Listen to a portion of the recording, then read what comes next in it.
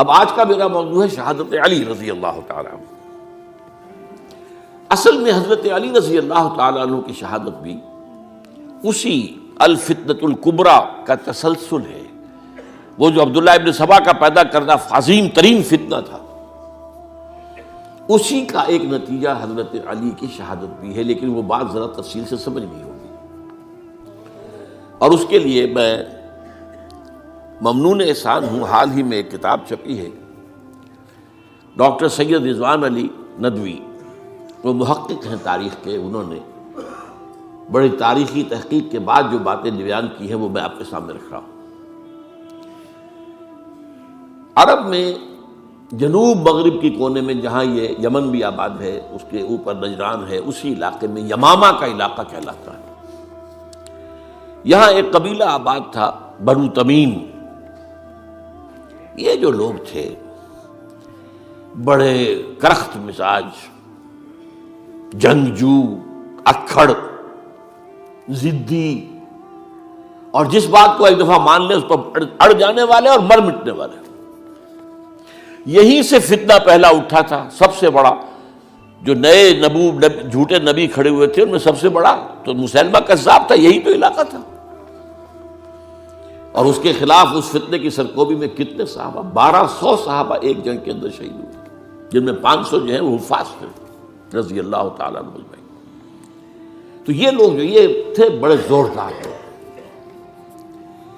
اس قبیلے کے بارے میں حضرت عمر رضی اللہ تعالیٰ عنہ نے ایک بڑی عجیب حکمت عملی اختیار کی۔ ان کو وہاں سے اکھاڑ کر اور ایران کی سرحدوں پر آباد کر دیا، اب جہاں پر جہاد ہو رہا تھا، تاکہ ان کے اندر جو یہ جنگجوئی ہے یہ اب اس مقصد کے لیے استعمال ہو، اب وہ دارالاسلام کی توسیع کے مقصد کے لیے استعمال ہو، اور وہ ہوئی۔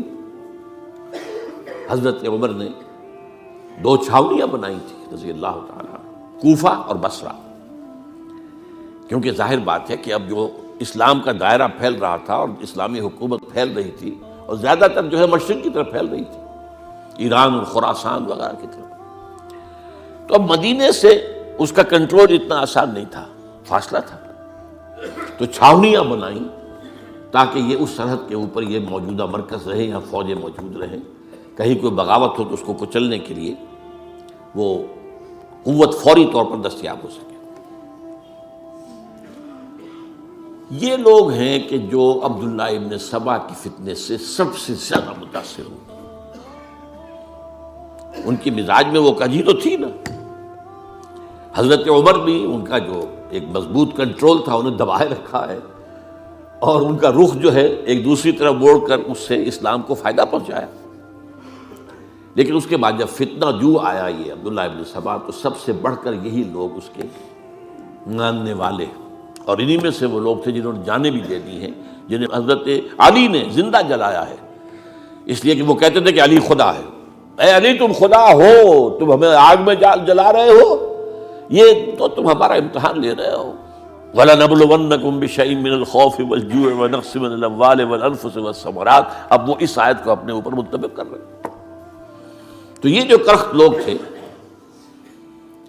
انہوں نے در حقیقت جو ہے عبداللہ ابن سبا کے کردار میں سب سے بڑا رول پلے کیا، اور انہی کے ہاتھوں حضرت عثمان شہید ہوئے رضی اللہ تعالیٰ۔ اور اس کے بعد انہوں نے حضرت علی رضی اللہ تعالیٰ عنہ کو اپنے گھیرے میں لے لیا، کیونکہ انہی کی کثیر تعداد موجود تھی مدینے میں جب حضرت عثمان شہید ہوئے۔ اس کے بعد اب ظاہر بات ہے کہ کوئی نہ کوئی تو خلیفہ ہونا چاہیے تھا۔ حضرت طلحہ سے کہا گیا، انہوں نے معذرت کر لی، حضرت زبیر سے کہا گیا، انہوں نے معذرت کر لی۔ اب ظاہر بات ہے کہ حضرت علی آخر امت کو چھوڑا تو نہیں جا سکتا تھا بغیر امام کے، انہوں نے قبول کر لی، اگرچہ حضرت حسن روکتے رہے کہ ابا جان یہ ان لوگوں کی بیعت جو ہے آپ قبول نہ کیجیے۔ حضرت حسن تو ان میں سے ہیں جو حضرت عثمان کے دروازے پر کھڑے تھے پہرے دار کی حیثیت سے، حسن اور حسین رضی اللہ تعالیٰ عنہ، انہیں تو معلوم تھا فتنہ جو کون لوگ ہیں۔ اس کے بعد حضرت علی رضی اللہ تعالیٰ عنہ نے اسی حکمت سے، جس حکمت کے تحت حضرت عمر نے یہ چھاونیاں آباد کی تھی، دارالخلافہ بھی مدینے سے کوفہ منتقل کر دیا، تاکہ پورے عالم اسلام کو کنٹرول کیا جا سکے اس مرکز کے ساتھ۔ اس کا نتیجہ یہ نکلا کہ اب گویا کہ حضرت علی کے گرد ان لوگوں کا گھیراؤ مکمل، کوفے میں یہی تو آباد تھے، کوفی یہی تو تھے، حضرت عمر نے انہیں لا کے یہاں آباد کیا تھا۔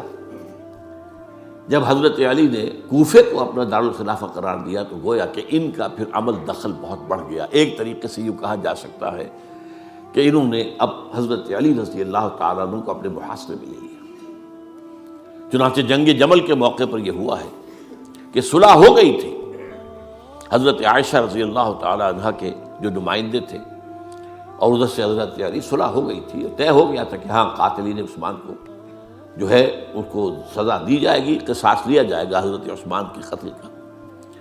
لیکن ان لوگوں نے 10,000 آدمی کھڑے ہو گئے کوفے کے اندر، ہم سب قاتل ہیں عثمان کے، لوگ قصاص ہم سے اگر لے سکتے ہو، جس کے نتیجے میں اور انہوں نے جنگ شروع کر دی۔ اور جب جنگ شروع ہو جائے تو پھر اس کے بعد تو کوئی نہیں دیکھ سکتا کیوں شروع ہوئی، کیسے شروع ہوئی، کس نے شروع کی۔ اب تو یا مارو یا مرو، دو ہی باتیں ہوتی ہیں۔ 10,000 مسلمان ایک رات میں شہید ہوئے جنگ جمل میں۔ اب اس کے بعد حضرت علی رضی اللہ تعالیٰ عنہ کی خلافت جو ہے حضرت امیر معاویہ نے ماننے سے انکار کر دیا۔ جب تک قاتلین عثمان کو سزا نہیں دیتے ہم بیعت نہیں کریں گے۔ یہ نہیں کہ دعویٰ کیا ہو کہ میں خلافت کا حقدار ہوں، یہ نہیں، لیکن یہ کہ آپ کو ان کو سزا دینی چاہیے۔ اب یہ تھا وہ مخمصہ جس میں حضرت علی رضی اللہ تعالیٰ عنہ وہ فرماتے تھے تو میرا ساتھ دو تو میں ان قاتلین عثمان سے سزا جو ہے ان کو سزا دے سکوں۔ ادھر انہیں پتا تھا کہ میں سرنڈر کرتا ہوں تو مجھے علی تک تو پہنچنے کوئی نہیں دے گا، راستے میں ختم کر دیں گے رضی اللہ تعالیٰ عنہ۔ تو یہ پیچ تھا ایک جو ایسا پڑا ہے۔ اب اس میں جب حضرت معاویہ اور حضرت علی کے مابین فیصلہ کن جنگ ہوئی، جنگ صفین جسے کہتے ہیں، جس میں 70,000 مسلمان ایک دوسرے کی تلواروں، تیروں، نیزوں سے قتل ہوئے۔ اس موقع پر حضرت معاویہ کی طرف سے ایک آفر آئی، قرآن مجید کو نیزے پر اٹھا کر لوگوں نے کہا کہ یہ خون ریزی بند کر دو، ہم قرآن کا فیصلہ ماننے کو تیار ہیں۔ حضرت علی دیکھ رہے تھے کہ یہ اصل میں میری فتح کو شکست سے بدلنے کا پروگرام ہے، تقریباً فتح میری ہو چکی ہے، لیکن یہ جو طبقہ تھا یہ انہوں نے کہا نہیں بڑی ٹھیک بات کہہ رہے ہیں، وہ مانیے ان کی بات، جنگ بند کی۔ انہوں نے ہی یہی لوگ تھے جنہوں نے مجبور کیا حضرت علی کو کہ وہ تحکیم پر رضامند ہو جائے۔ اس کے بعد تحکیم میں جو معاملہ ہوا، حضرت علی حضرت عبداللہ ابن عباس کو اپنی طرف سے حکم بنانا چاہتے تھے، یہ اڑ گئے نہیں۔ یہ اڑ جانے والے لوگ، اور یہی اصل قوت تھے، وہاں ساری طاقت تو انہیں کی تھی۔ تو انہوں نے ابو موسیٰ اشعری کو اپنی طرف سے مقررہ، وہ بہت نرم خو آدمی تھے، انہیں بناؤ۔ بہرحال جو بھی بات طے ہوئی، اب تاریخ کی روایتوں میں اختلاف ہو سکتا ہے، کہا یہ جاتا ہے کہ طے تو یہ ہوا تھا حکمین کے مابین، ادھر سے ابو موسیٰ اشعری، ادھر سے عمرو بن العاص رضی اللہ تعالی عنہما، کہ آپ اپنے جو کلائنٹ ہیں حضرت علی آپ انہیں معزول کر دیجئے، میں معاویہ کو معزول کر دیتا ہوں، پھر جو ہے مسلمان فیصلہ کر لیں کسی اور کی عبادت۔ انہوں نے کھڑے ہو کے کہہ دیا میں علی کو معزول کرتا ہوں، اور عمرو بن العاص نے کہا کہ میں معاویہ کو قائم کرتا ہوں۔ اب یہ ہے روایت، واللہ عالم اس میں کتنا سچ ہے کتنا جھوٹ ہے، میں کوئی مورخ نہیں ہوں، میں کوئی تاریخ کا محقق نہیں ہوں۔ اس کے بعد جو ہے اب یہ لوگ انہوں نے کہا کہ مانیے تحکیم کو، اور جب انہوں نے حضرت علی نے اس تحکیم کے فیصلے کو ماننے سے انکار کیا تو باغی ہو گئے، حضرت علی کو کافر قرار دیا، اور جا کر ایک جگہ پر حرورہ ایک جگہ تھی وہاں پر جا کے جمع ہو گئے، جتھا بندی کی، بہت بڑی طاقت پر وہاں کری۔ انہوں نے طے کیا کہ علی بھی کافر ہو گیا، معاویہ بھی کافر ہو گیا، عمرو بن العاص بھی کافر ہو گئے، سب کافر ہیں۔ حضرت علی کی طرف سے ایک گئے سفیر ان سے بات کرنے کے لیے، تو انہوں نے کہا تم ہی نے تو کہا تھا کہ تحکیم کو تسلیم کرو، کہ ہاں ہم نے گناہ کیا تھا، کفر کیا تھا، ہم توبہ کی ہم نے. اگر علی بھی مان لے کہ میں نے مان کر کفر کیا تھا اب میں توبہ کرتا ہوں تو ہم ان کی بات مان لیں گے. اب حضرت علی اس طرح کا جھوٹ کیسے بولتے؟ انہوں نے تو کوئی کفر نہیں کیا تھا. بہرحال انہوں نے پھر بھی نرمی برتی کہ دیکھو اگر تم کوئی خونریزی نہیں کرو گے، فساد نہیں مچاؤ گے تو میں تمہیں کچھ نہیں کہوں گا. لیکن وہ اپنی ان شرارتوں سے بعد نہیں آئے. تو پھر تیسری جو بڑی جنگ ہوئی ہے ان جنگوں میں، جنگ نہروان کہلاتی ہے، حضرت علی کی جنگ خوارج کے ساتھ، جس میں 4000 خارجی جو ہیں وہ قتل ہوئے. اور یہ بات اب آپ نوٹ کر لیجئے کہ یہ لوگ جیسا کہ اکھڑ بھی تھے لیکن اپنی بات پر ڈٹ جانے والے تھے، لیکن ساتھ ہی دیندار بھی تھے، نمازی اور روزہ دار بھی تھے. یہ اس طرح کے لوگ نہیں تھے کہ جو فاسق اور فاجر ہو. بس یہ مزاج کا ایک ہے، جو بات دل میں بیٹھ گئی اڑ گئے. تو یہ اصل میں انہوں نے پھر فیصلہ کیا کہ اور تو ہمارے بس میں اب کچھ نہیں ہے، ان تینوں کو قتل کر دیا جائے، علی کو بھی اور معاویہ کو بھی اور عمرو بن العاص کو بھی. تو ایک جگہ ان کی سازش ہوئی، 3 آدمی معین ہو گئے، ایک ہی وقت کا طے فیصلہ ہو گیا، فلاں تاریخ کو فجر کے وقت تم جاؤ، وہ تم کوفے کی جامع مسجد میں، جب علی نماز جماعت کرا رہے ہو خنجر مارو انہیں. اور یہ اس کا نام ابن ملجم تھا، خارجی. یہ وہی لوگ بنو تمیم کے لوگ. دوسرا جو تھا وہ دمشق میں حضرت معاویہ کو قتل کرنے، شہید کرنے کے لیے پہنچ گیا. تیسرا مصر پہنچ گیا حضرت عمرو بن العاص کو. اب یہ بات اللہ کی طرف سے ہے، یہ تو اس کی مشیت ہے، اس کا فیصلہ ہے. حضرت علی پر وار کارگر ہوا، اب شہید ہو گئے.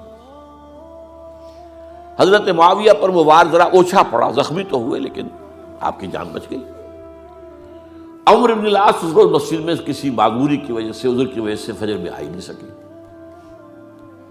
لہذا حضرت علی کی شہادت ہو گئی. اب یہ ہے اصل پس منظر، کن لوگوں نے کیا شہید، اصل میں وہ سمجھ لینے کی بات ہے.